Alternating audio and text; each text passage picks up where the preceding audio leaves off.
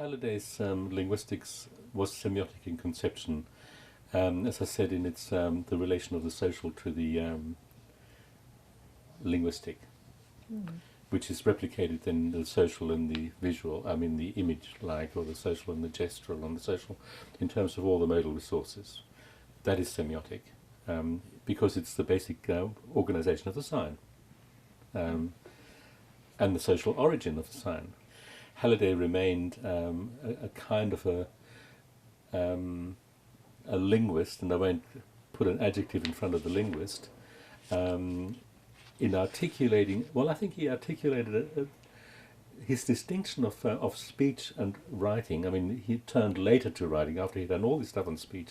He then did this book in the Deacon series and then the OUP series on writing, which was in the 80s, where he sort of articulated the difference between the two, because of, I would say, because of the material differences of what writing offers and what speech offers.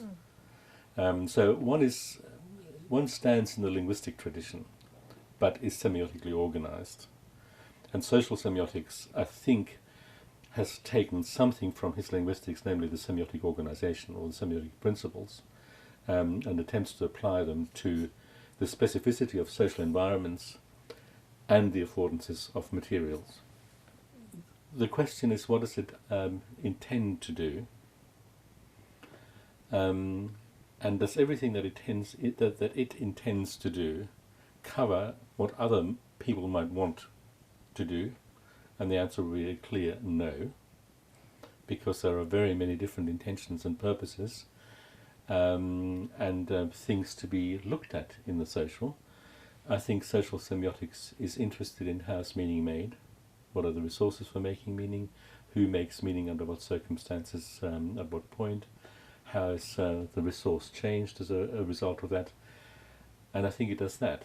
It doesn't go, as maybe the name says it should, into developing a social theory.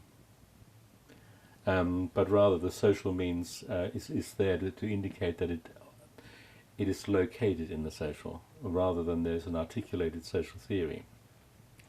So should there be an accompanying social theory? I don't know.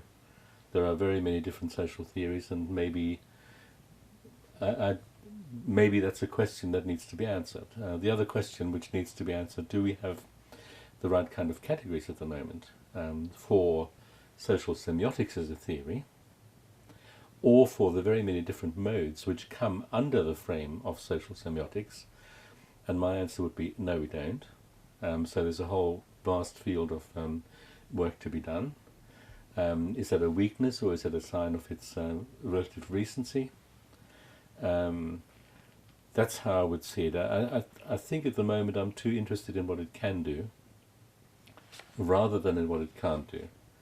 I have good relations with people who do real ethnography, because I think that at a certain point what social semiotics might possibly be able to do takes too much effort, and ethnography of a certain kind does it better. And so maybe complementarities of approaches is a better idea than kind of talking about weaknesses.